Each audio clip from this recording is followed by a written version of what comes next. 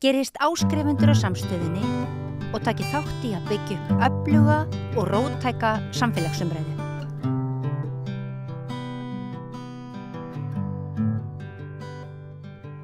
Komið sæl og velkomin að Rauðaborðinu, ég heiti María Lilja og hingað komin borgarfulltrúi, formaður mannréttindaráðs Sabine Leskopf, vertu velkomin. Takk fyrir.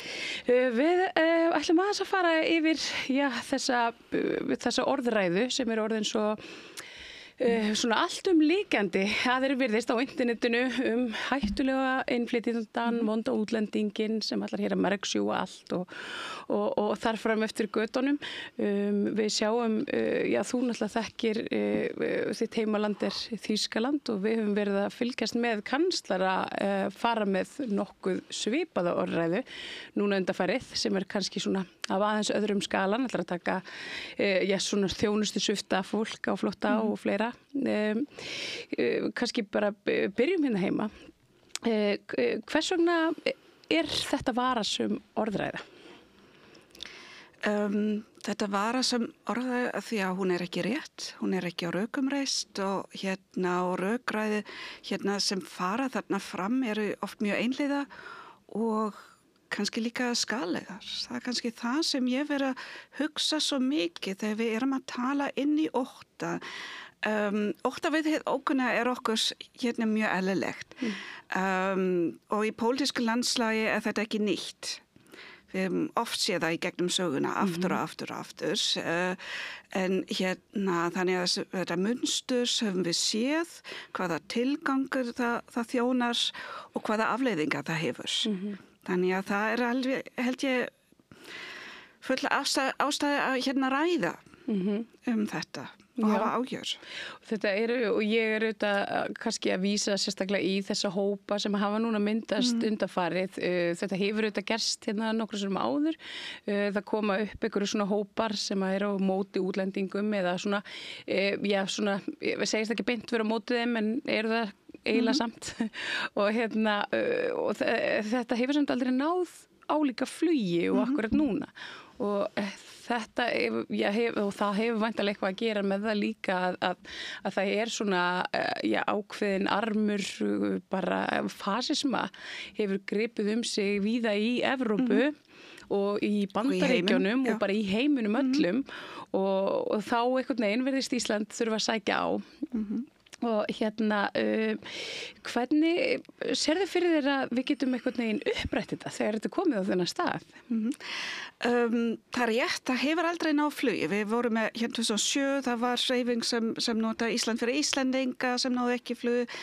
2014 erum við þannig með framsóknar flugvallavini sem fara fram með lóða úthlutun fyrir Moskvuna og svona sem nær ekki heldur flug bara eða mjög bara árangur í kosningum en svo ekkert meir og ég held Íslendinga hafa alltaf verið mjög mannréttina sinna, vilja vera þessi þjóð sem alltaf í efsta sæti í jafnréttismálum, í hinsegin málum og svo framvegis. Þannig að og við erum með gott skólakerfið og uppeldiskerfi og fræðslukerfi í þessum efnum. Þannig ég held fólk hér vel upplýst hlutina. Þannig að ég held það stór ástæða af hverju þetta hefur áður fyrir ekki náð flugi. Af hverju þetta gerast núna? Jú, alveg örugglega við getum hort til hvað gerast í öllum heiminum. Ég held upplýsingamiðlun og samfélagsmiðla spila náttúrulega stórt hlutverk þarna. Þú með bergmálshellu, þú bara heyrið það sem þú bara hefur áhuga einu sinni jafnvel sem stjórnmálaðan byggja allan sinn ferill að kunna að tala inn í óttan að kveikja á bara áhyggjum og neikvæðum fréttum sem ná alltaf meira flug en jákvæði fréttir. Við vitum það náttúrulega ekki heldur neitt nýtt. Þannig að útbreiðsla kannski svo miklu einfaldara í dag í gegnum samfélagsmiðlar. Raunverulega ástæðan það ekki. Það efnahagsástandi okkar ekki þannig að það gefa ástæði til. Það bara sýna alla tölur, atvinnuþátttaka útlendinga í heild og líka flóttamanna þegar þeir fá góðan stuðning. Það mikil, hærra en hjá Íslendingum.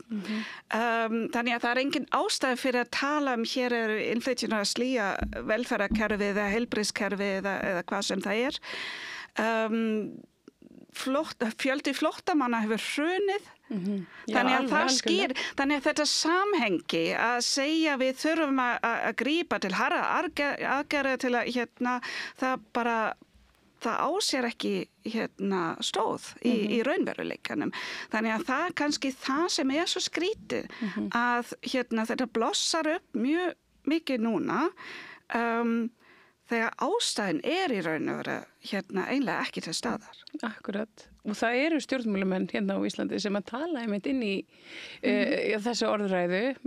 Við höfum auðvitað séð Sigmundur Davíð og Miðflokksmenn, Snorri Másson, þeir eru svona, þeir tala inn í þessa sömu orðræðu, tala að Snorri grípur til þess að íslenskan sé að tapast á meðan að hinir kannski fara aðrar leiðir. Síðan það dómsmálaráðherra sem að og hún Þorbjörg Sigríður sem að hefur ég verð bara að segja komið mér mikið og óvart með því hvernig hún greip þennan bolta og í staðin fyrir að svona slökkva hreinlega í þessum röddum sem að voru og komu með Ísland þvert á flokka og þessum hreyfingum að svona slökkva í þeim með bara staðreyndum og með því að hamra á því að hér væri ekkert hér væri engin óstjórn á landamærum. Ég meina við vitum það alveg, fólk sem hefur ferðast til og frá Íslands, við vitum að það er engin óstjórn á landamærunum og þar fram til götunum. Þannig þú veist, tilur að þetta auðvitað hefur sína áhrif eða ekki?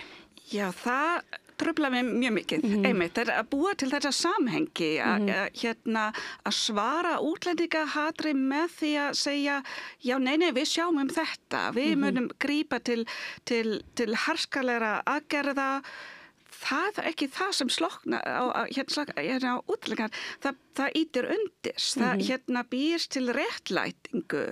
Jú, þetta kannski ekki leiðin sem fólk myndi velja og hún var náttúrulega mjög skýr í sinni afstöðu að það má enginn taka sér lögregluvöld og allt þetta og hún gagnrýndi sem framkomu mjög skýrt, það ekki spurning. En að tala í sömu bara í sama viðtali eins og þetta myndi hjálpa.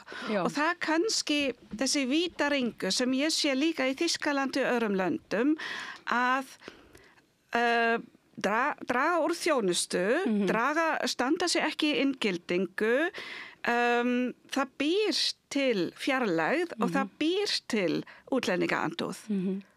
Og svo þannig að þetta samhengi sem við þurfum að hafa svolítið meira bara betra sýn á.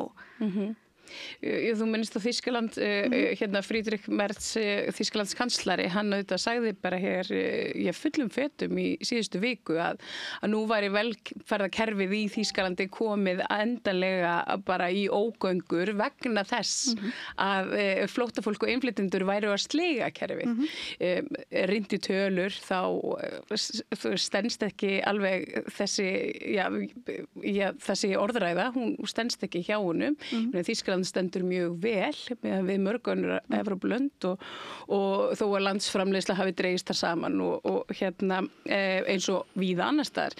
En hann heldur þessu fram í fullu fötum og við sjáum hversu mikil áhrif þetta hefur auðvitað á samfélagið og hvernig með hörku og harðari aðgerðum lögreglu gegn flóttafólki og innflytjendum og þeim sem að kannski taka sér stöðu með þeim hópi og óttastu að þetta sé eitthvað sem að við eigum eftir að sjá eftir bara stuttan tíma af því að þetta mér finnst þetta mjög lík orðræða. Já, þetta orðræða sem við heyrum svo mikið hér að innflytjum væru að slíga heilbrigðiskerfi eins og það hefði verið fullkomið á innflytjum flytja hér til landsins, skólakerfi, velferðarkerfi og allt þetta.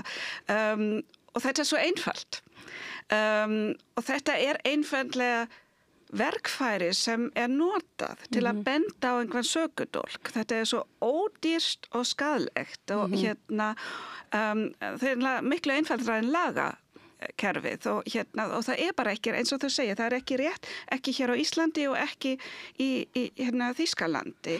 Í Þýskalandi þurfum við að ná svona aðeins samhengi þar og ríkisstjórn Merz og sem sagt þessi svokalli stóri meirihluti milli þessi stóra flokka, jafnamanna og kristilega demokrata einmitt var að halda upp á 100 daga afmæli og þá náttúrulega fólk að skoða og það hefur ýmislegt komið upp í samskipti milli þeirra og kannski ekki draumabyrjun sem þeir vildu, þannig að þetta náttúrulega elsta trixi í boxi. Það eru erfiðleika þannig að þú notar útlendingamálin til að benda á, til að draga athygli frá þínum erfiðleikum og þetta svo einfalt. Og ég meina þetta eitthvað sem nær alltaf flug á samfélagsmiðlum og það sem hann vísar til til dæmis á stórum hluti þessu svo kallað burgergeld. Þetta einhvers konar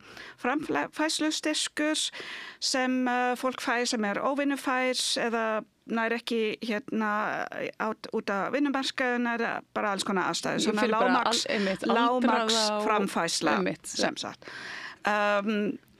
Og hann að hóta að taka það af eða minnstakosti lækka töluvert fyrir, og það stór hluti af þessu fólki eru Úkraínu, flóttamenn frá Úkraínu. Það 1,5 milljónir sem flúðu til Þýskalands í boði ríkisstjórnarinnar. Aftur, það í samhengi við Íslandi, ríkisstjórn að bjóða þessum stórum hópum, Úkraínumönnum, Venesúelabúum, hingað. En svo eru þau vandamálið. Og sem þau kenna bara erfiðleika í hvaða málaflokki sem og þannig að hugsa hvað ljótt að gera fólki þetta svona, ef maður bara sem að taki bara burt sér frá öllu öðru að taka fólk með loforðum eitthvað svona breytt og betra líf og nota þau svo sem eitthvað svona, það svona, það ekki það sem verið að gera? Já, algjörlega og þannig að hann að hóta að taka af þeim lögfræði aðstoð flóttafólki og hann náði reyndar alveg sama við jafnamenn alls konar aðgerðis. Einmitt, landamæraeftirlit meira sem var mjög umdeilt sem sagt á landamærum Þýskalands, hraðar brottvísanir og svo framvegis að gefa flóttafólki ekki lengur tækifæri sem sagt að fá aðstoð þegar þeir fá synjun og jafnvel að vísa fólki frá strax á landamærum sem lagalega mjög umdeilt.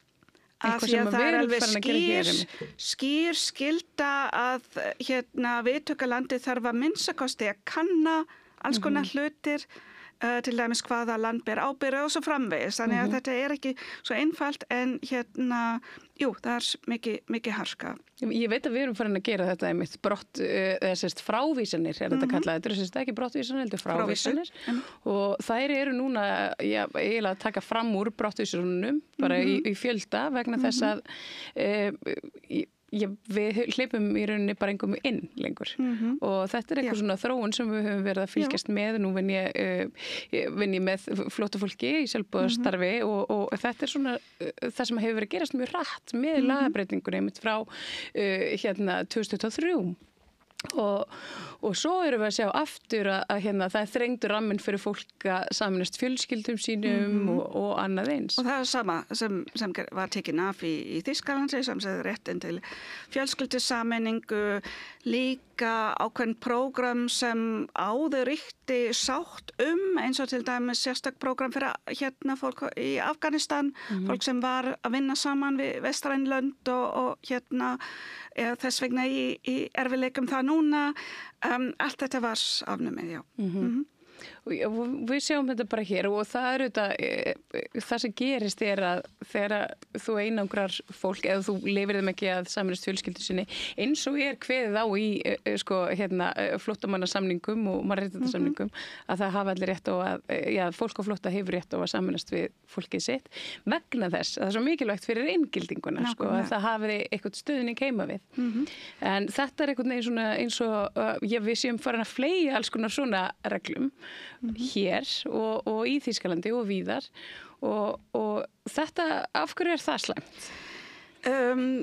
Það eins og þú segir, það slæmt vegna þess að það ítir undir þetta bil sem milli samfélag sem nú þegar til og fólk sem kemur inn í þetta samfélag og við kannski við erum alltaf að tala að læra af öðrum löndum en svo gerum við það ekki og í Þýskalandi að fara marga bylgjur af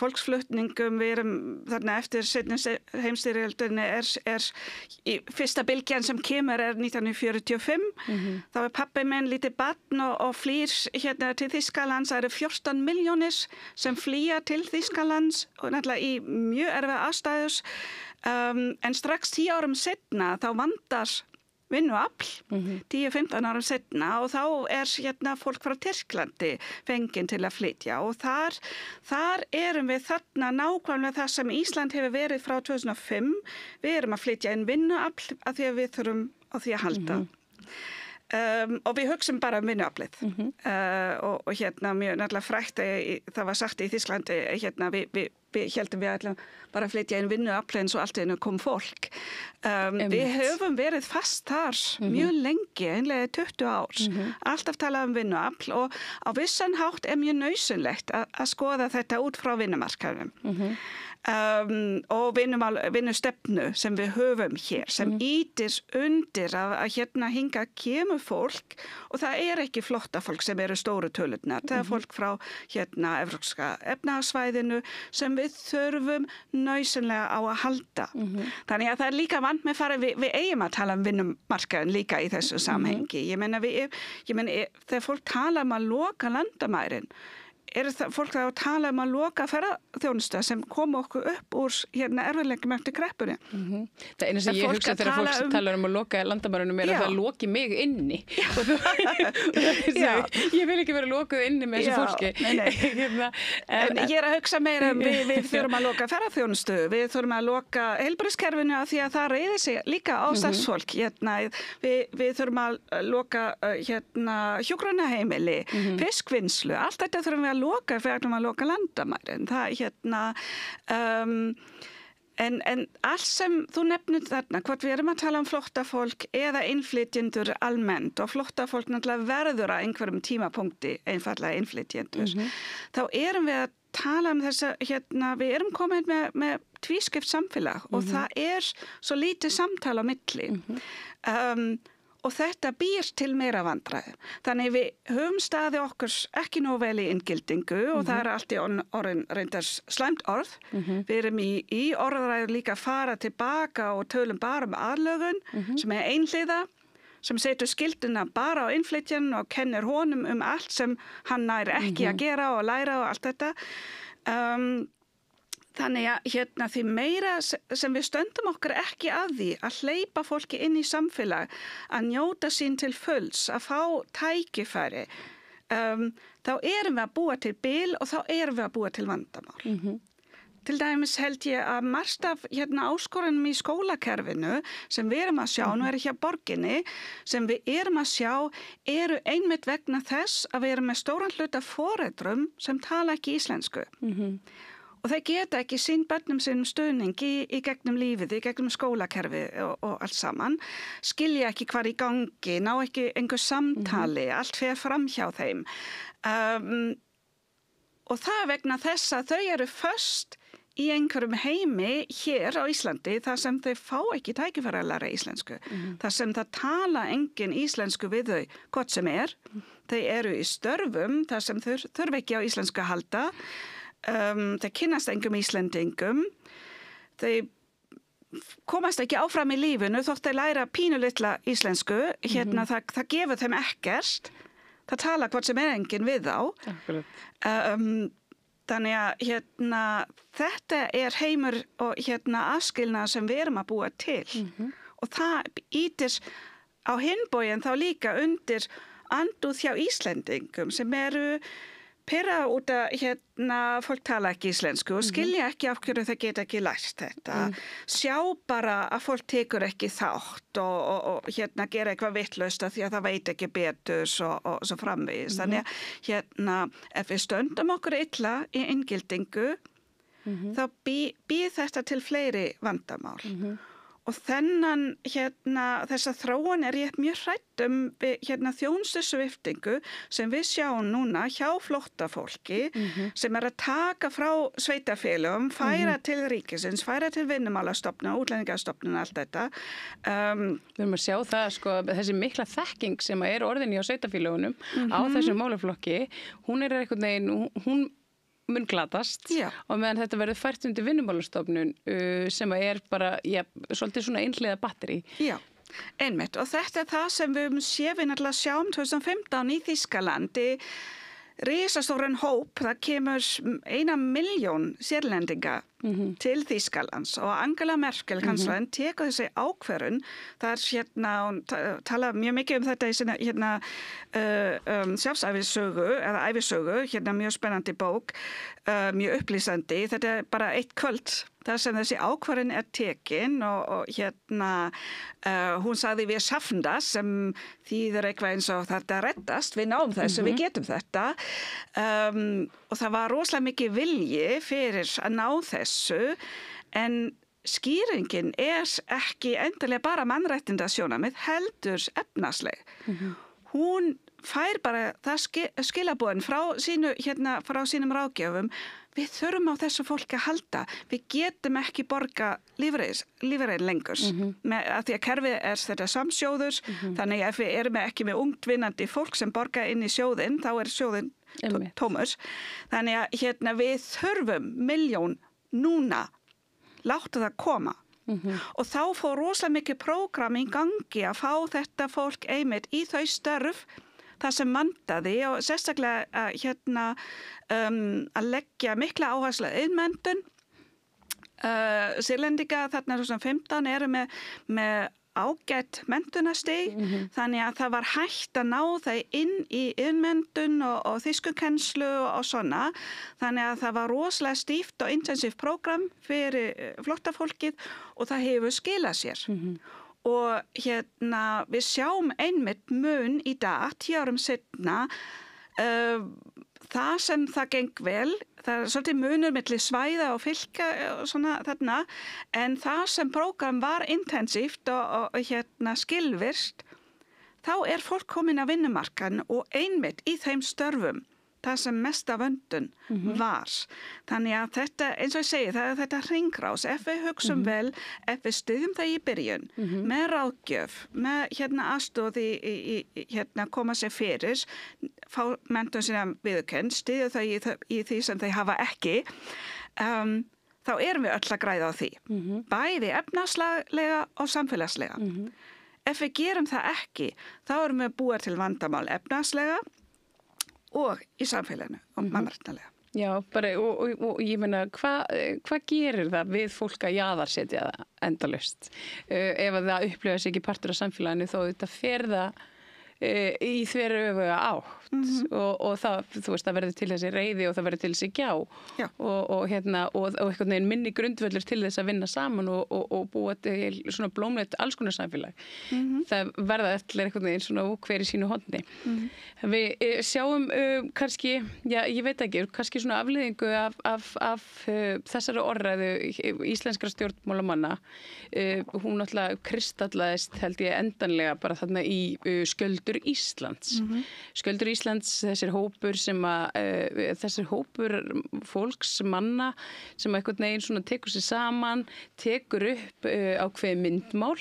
Þeir vilja meina það sé ekki skírskotun í fasisma en aðrir segja svo sé og þeir svona hamra á þessu að bjarga íslenskum konum frá ofbeldi í útlenskum körlum. Þetta minnir á margt á svona ákveðna hópa sem að fóru og gengur svo ansi hart bara gýðingum í aðdraganda heimsstyrjaldar síðari Og maður velti fyrir sér hvert í óskupunum erum við komin sem samfélag þegar við erum komin hérna, getum við snúið þessu við? Hvernig getum við fengið þessa menn til þess að átta sig á því að þetta er ekki leiðin? Að því að þeir eru ekkert eftir að trúa mér eða þér. Ég veit ekki hvort við getum sannfært þennan hóp, en við kannski getum alveg ná betra samtal við þá sem hafa óljósa áhyggjur, hafa kannski ekki mikið þekkingu og kannski sjá ekki samhengi og afleiðingar. Þarna til dæmis held ég alveg mjög skýrt. Þarna hagsmunaárekstar á leigubílamarkaðnum og það alls konar sem ekki leyst og vandamála á hver má gera hvað og svona. Ég engin sérfræðingur í þessum reglum varðandi leigubílamarkaðnum, en það skýrt að þarna hagsmunaárekstrar milli aðila, þetta snýst peninga, þetta snýst hlutdeild á markaðnum og allt þetta. Og ég held að engin efi í mínum huga að fólk einfaldlega notfæra sér útlendingaandúð. Í sinni hagsmunabaráttu. Það alveg skýrt. Þannig að nú væri mikilvægt að leysa kannski frekar þessar deilur og reglur sem eru, nú veit ég ekki, áskýrari hvernig sem það á leigubílamarkaðnum. Þannig að það ríki friður þar. Af því að það ekki staðreyndin að þarna sér einhverja útlendinga að keyra. Ég hef ekki komið í land í Evrópu þar sem langflestir leigubílstjóra ekki af eldri uppruna. Það mjög oft að einmitt innflytjendur fá ekki sömu tækifærin á almennum vinnumarkaðnum, þannig að þeir mjög oft að vinna sjálfstæði sem ákveðin svona semi-sjálfstæði á þessu markaði. Þannig að þetta eitthvað það sem innflytjendur fá mjög oft tækifæri að vinna. Þannig að þetta eitt. Ég bara mjög einfalt, það hagsmunaaðilar og það sama eins og bendi á í pólitík, hvort það sé Friedrich Merz sem í vandræðum með sinn meirihluta og grípur til útlendingaandúð til þessa beina athygli þangað og það hér. Ég held það enginn þar. Ég veit það. Ég held hluti að því bara mjög gamaldags kallhremba. Það snýst einmitt eignarhald á konum. Við sjáum það bara eftir stríðinu í ástandinu. Útlendingar koma að taka á konurna okkar og það skiptir engu hvort það snýst kynbundið ofbeldi eða einfaldlega sambönd. Það þetta eignarhald á konum sem skiptir rosalega mikið máli og ógnað og það eru utanaðkomandi sem ógnað þetta eignarhald og Ku Klux Klan eða aðhald eða ástandi, þá snýst þetta einfaldlega eignarhald á konum, eins og var það ekki Fjölnir frá lögreglunni sem bendi svo skemmtilega á að við höfum ekki verið vör við þennan hóp í almenni baráttu gegn kynbundnu ofbeldi. Nei, og hvatti þá til þess að mæta í druslugöngur. Já, einmitt, mjög skemmtilegt. Og þeir gerðu nú ekki. Flott hjá honum. Þannig að eins og ég segja, þessi hópur var að afhjúpa sig til fljótlega einmitt með alls konar kvenfyrirlitningu og þetta merkismál líka eitthvað, það má alveg ræða hvaða hugtak við notum þetta. Þeir breytti náttúrulega merki ekki vegna þess að þeir vildu fjarlægja sig frá fasisma eða Breivik sem hefur notað þetta, heldur að því að það voru aðrir sem voru búin að nota þetta, nú man ekki, var það frímúraði? Já, þeir vísi fyrir mínúrana. Já, sem svolítið sérstakt að því að þetta á sér þá sögulega skírskotun. Þannig að þetta ekki sambarilegt að segja að því að þeir nota þetta þá þetta í lagi. Ég menn við munum eftir umræðinu með Eimskip og Hakakrossinu sem þetta bara á sér sögulega skýringu og þeir gátu alveg sagt við notum þetta merki og þetta var ekki tengt fasisma, en á einhverjum tímapunkti þá sagði Eimskip líka kannski, við viljum ekki valda þessu misskilningu og við viljum ekki vera benda við þetta. Þannig að en eins og ég segja, ég hef ekki endilega svo miklu áhyggjur af þessum litla hópi, en ég hef áhyggjur af því að fólk að tala inn í þessa áhyggjur, ekki að ávarspa raunverulega vanda og ég held ef við horfum í sögulega samhengi og önnur lönd, Ég held það hefur ekkert land farið á hausinn eða lendi í einhverju slíkum ógöngum vegna þess að það sýndi innflytjunum flóttamenn of mikið stuðning til að koma sér fyrir í þessu landi. En ef við horfum í hin áttina, öfgahægri stefnur, útlendinga andúð, útlendinga hatur, ofbeldi gagnvart innflytjunum hefur valdið miklu meira skada. Og það sjáum við líka í greiningu hjá ríkislögreglustjóri sem það hefur komið fram að það eru miklar áhyggjur vegna ofbeldi frá þessum slíkum hópum. Já, einmitt, það sést svona, hvítir hægri öfgamenn sem að álíta sig einhvers konar, ég veit ekki, kristna krossfara sem að ráðast gegn samfélaginu sínu. Og við segjum alltaf að við viljum horfa til Norrlanda, ég menn hvað gerist í Noregi? Bara í gæri eða fyrir dag. Einmitt. Þarna hryðjuverka árás, ungur, hvítur, ég held að hann var norskur og þýskur að uppruna, ég menn ekki. Og hann að drepa þessi unga konu bara vegna þess að hún útlendinga, hún muslimi, henni gengur vel í samfélaginu.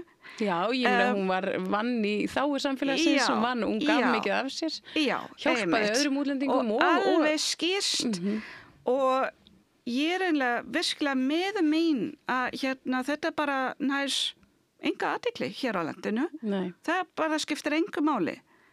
Þannig að það líka eitthvað sem við þurfum kannski að tala hvernig fréttaflutning bara umræðin á samfélagsmiðlum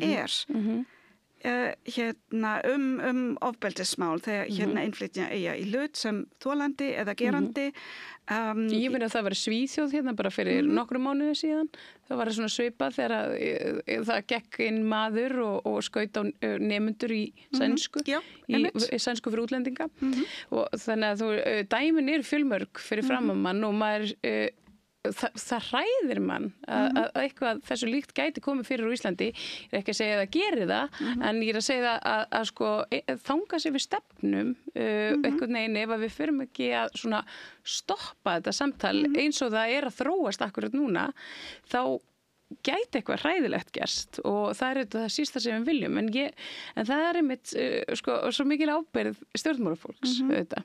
Og margir hafa verið gagnrýnir ég er svona úr mínum kreðsum allavega í garð dómsmálaráðherra og svo eins bara við forsætisráðherra og utanríkisráðherra þær sé ekki halda nógu vel á spöðunum hvað þetta varðar. Þær þurfi einhvern veginn að stiga niður og segja bara, heyrðu, þær eru ákveðnir áhrifavaldar, við þurfum bara að horfast í augu við það er bara fullt af fólki sem treystir því sem þær segja, mikill meirihluti þjóðarinnar og þannig að þær ábyrgð þeirra mikil. Ég myndi alveg óska mér svona aðeins meira umhyggju eða áhyggjur af hvernig innflytjum líður hér á Íslandi. Og það var kannski það sem mér fannst svona tilfengilega pínu sárt eftir þessa umræðu. Það var mikið mér talað alla þessa hliði, en enginn var að tala þurfum við ekki að byggja upp traust innflytja til lögreglunar, til yfirvalda, að vera þetta eitthvað sem við viljum ekki sjá. Ég að heyra frá fólkinu sem kannski aðeins frábrugði í útliti, jafnvel fólk sem fætt upp alveg hér á Íslandi, sem segir, ég ennþá öruggur?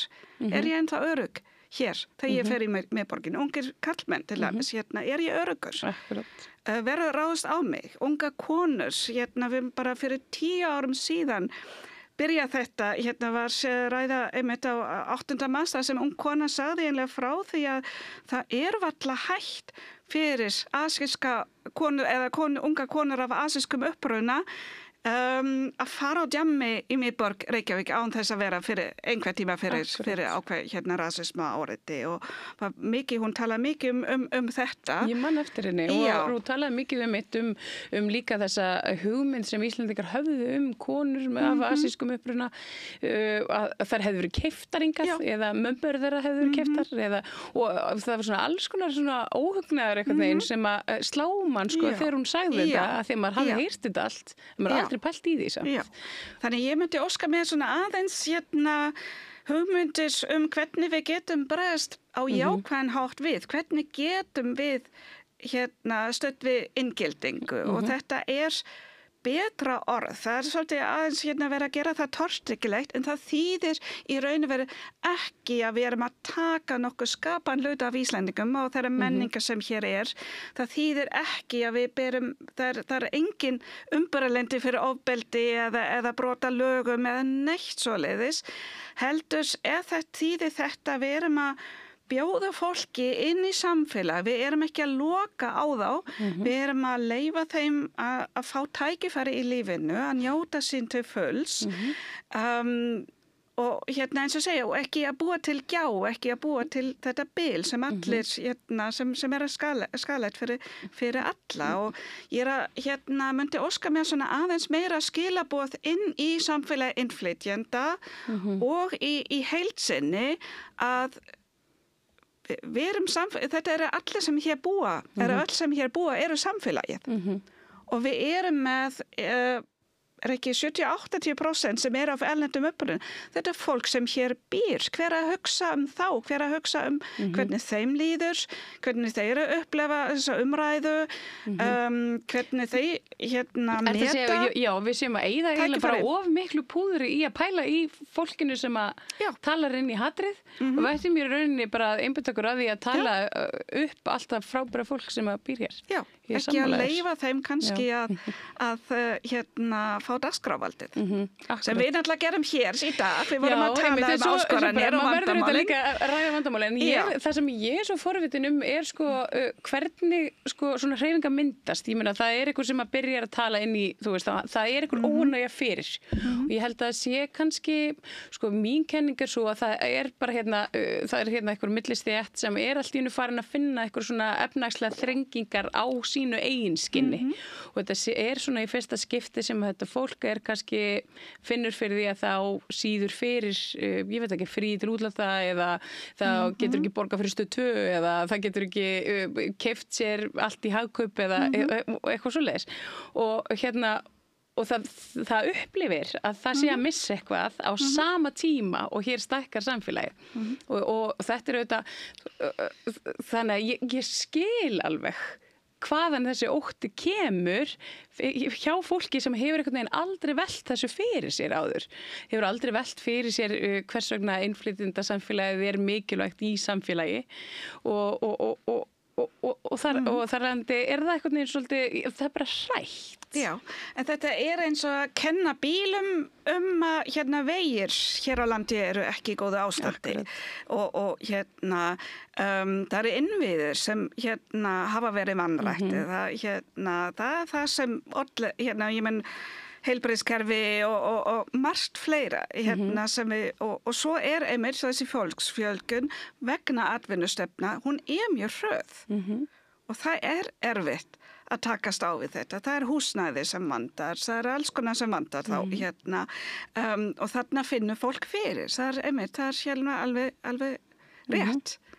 En við getum ekki sagt við þurfum kannski að ná þessu samhengi að segja að þetta ekki útlendingum að kenna, þeir til, þeir hér á landi, þeir hér vegna þess að við vildum fá það hingað, við þurfum að þeim að halda, við vorum að bjóða þeim hingað.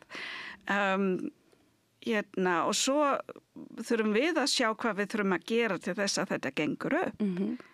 Það var eitt sem að ég rak augun í daginn og hefur verið, það voru fréttir sagðar af því, Bergþór Ólason hann bað dómsmálaráðherra einhverja tölur sem sagt yfir fanga í fangelsum.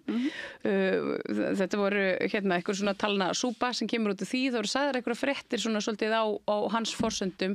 Í rauninni það sem hann vildi fá út úr þessu var samtalið að hér væru fangelsin full af útlendingum. Það sem að vantar hins vegar í þessu umræðu og það sem hefur tilfinnanlega vantað frá dómsmálaráðherra hversu mikill misskilningur þarna. Vegna þess að ef að fangelsin okkar eru full af útlendingum þá eru þau full af saklausum útlendingum. Vegna þess að þeir hafa ekki verið dæmdir. Þeir eru þá í gæsluvarðhaldi fyrir grun og eftir því sem ég best veit þá maður saklaus þangað til að sagt sönnuð. Og svo þetta líka, ég held að hafi verið 63 af 208 sem komu inn af útlenskum mönnum sem komu inn í íslenska fangelsiskerfið í fyrra, voru brottvísunar tilfelli. Þannig að það eru einstaklingar sem eru teknir bara og þeim skellt inn í svona opið gæsluvarðhald á meðan það verið að bíða eftir næsta flugi. Og þetta allt talið með. Þannig að sko við erum að tala svo lítið brot af fullu fangelsunum fullt vegna þess að hér eru einhverju brjálaðir sko ofbeldismenn og glæpamenn. Af því að það ekki, sko, ég reiknaði þetta út og það bendir allt til þess að svona alla daga síðasta ár hafi verið alls 3 fangar með dóm að sitja af sér sem voru ekki Íslendingar. Þannig að það voru allir dagar, allt síðasta ár, voru 3 menn sem sátu af sér sem voru útlenskir alla daga ársins og svo náttúrulega komu inn og fóru fleiri. En þessi voru allavega dæmdir, hinir voru það ekki. Og það það sem við ættum að vera að tala um. Já, algjörlega og svo þarna ekki burðardýr. Þannig að fólk sem fer bara í raunum fyrir mannsali að senda milli landana og situr þá hér inni einmitt og eins og það nefnir gæsluvarðhald til dæmis. Það liggur fyrir að fólk að feldum uppruna situr lengur og oftar í gæsluvarðhald sem kannski líka skiljanlega. Ég menn þannig að meira hætta að þau flýja af landi brott og allt þetta. Þannig að það alveg skýrt að einmitt, það hætt að leika sér með þessar tölur. Það alltaf einmitt. Þetta svona, þetta einhvern veginn, hvernig sko, Bergþór Ólasyni tókst að afvegaleiða samtali að í rauninni væri hér 200 og eitthvað karlar og ári sem sættu bara saklausir í fangelsi og ef á meðan að 3 þeirra kannski fengu dóm. Já, og það sama gildi fyrir þessar tölur sem eru nefnd hvaða flóttamenn kosta okkur. Bæði þarna yfirleitt notað tölur sem voru þegar þetta stóð sem hæst. Já. Og fjöldin hefur hrunið held ég 80% núna. Þannig að líka dómsmálaráðherra notaði daginn einmitt tölurnar frá 2022 til 2024. Og líka þetta eins og við vorum að tala um þetta heimatilbúi vandi. Bæði vorum við að bjóða úkrænumönnum og Venezuelabúum fyrir en við vorum líka allt í einu bara að því bara ákveða að núna mætti Venezuelabúa ekki koma lengur og það var þá líka gildi fyrir þá sem voru nú þegar komin hingað í ferill. Þetta var fólk sem var fangelsað. Að sjálfsögðu stipla það kerfið, fólk var að setja og þetta kostar sem náttúrulega algjörlega óþarfi. Ég menn fólk sem af hverju var ekki hægt að segja að leyfa fólk að vera sem var nú þegar komin og Venezuelabúa eru einmitt gott dæmi. Þeir eru eftir ég held ég ekki nema 3 ár eru þau komin fram úr Íslandingum í atvinnuþátttöku, 86%. Þannig að þetta bara heima tilbúin vandi sem þú vísa svo til að styðja enn fleiri aðgerðir, sannlega bara gengur engan veginn upp. Og mér líður eins og við séum að svona, við séum þetta svona hugmyndafræðilegt, bara stríð og þetta séu þessi öfgar sem einhvern veginn svona toga og svona afvegaleiða og upplýsinga óreiðan einhvern veginn kemur með þeim og svo eru það við hinn sem reynum svona okkar fremstað að svona stilla til fyrir og reyna fólk til þess að skilja bara hversu miklu máli það skiptir að hafa innflytjendur. Já, og það náttúrulega ekki spennandi náttúrulega að fjalla um þetta á þennan hátt eða ræða stjórnsýslubreytingar. Ég meina, núna væri kannski fullkominn tími að endurskoða eitthvað sem umboðsmaður Alþingis til dæmis hefur bent á að endurskoða fyrirkomulag við Útlendingastofnun. Þetta það liggja fyrir skýrslu frá, ég held síðustu 10-15 árum, álit umboðsmanns að þetta kerfi gjörsamlega úr sér gengið. Þannig að það þurfti að stokka þetta upp og byrja upp á nýtt, einmitt með því að gera það markvissara fyrir alla. Ég verið það reynilega svolítið hlægilegt að segja frá því en ég verið aðstóða Bandaríkjamanni á níræðisaldri sem er búa hér í áratugum saman, bara mjög virsku samfélagsegn sem og sem ákveða núna að sækja íslenska ríkisborgarétt og að mínu mati uppfyllti öll skilyrði. Og ég held hann myndi bara labba þarna í gegn, en svo bara var þetta kerfi. Og þetta er einmitt svo einfalt mál, þetta er ekki umdelt, hann er ekki flóttamaður og hann er hvítur, hann er meira að segja prestur, hann er en hann gafst upp á endanum, af því að þetta kerfi sem hann þurfti að fara í gegn var svo fjandsamlegt, svo niðurlægjandi, bara eins og það væri byggt upp, eins og það þurfti að setja eins mikið af hindrunum í þetta og hægt var til að einmitt vera fráhrindandi. Eins og það væri innbyggður hvati að neita bara hverjum sem kemur þar inn fyrir dyrnar. Ég er ekki að álasa starfsmönnum, það hefur verið ekki neinn ókvörtis framkoma en eitt svoleiðis, en eins og ég segi, hann var í þessu held ég í 2 ár, svo gafst hann upp. Ég glemði ekki að það voru svona leifar nasistaflokksins á Íslandi sem stofnuð útlendingastofnun og hér útlendingaeftirlit og hún hefur kannski breytt nafnin, hún hefur að mörg leyti ekki breytt stefnu sinni að mynda ákveðin flöskuháls og gera það fráhrindandi að sækja réttindi til lífs hér. Og það er náttúrulega pólitík sem skapa þeim ramma, eins og ég segi aftur, ég hef enga persónlega ekki slæma reynslu við einstaka starfsmenn þarna. Nei, ég segi það sama. Og það er alveg einmitt, en kerfið er orðin á, já, ég held það þurfti, og það liggja, eins og ég segi, það liggja fyrir úttektir, hvernig væri að byggja þetta upp öðruvísi, þannig að það myndi bæði spara pening, vera markvissara og vera samt mannlegra.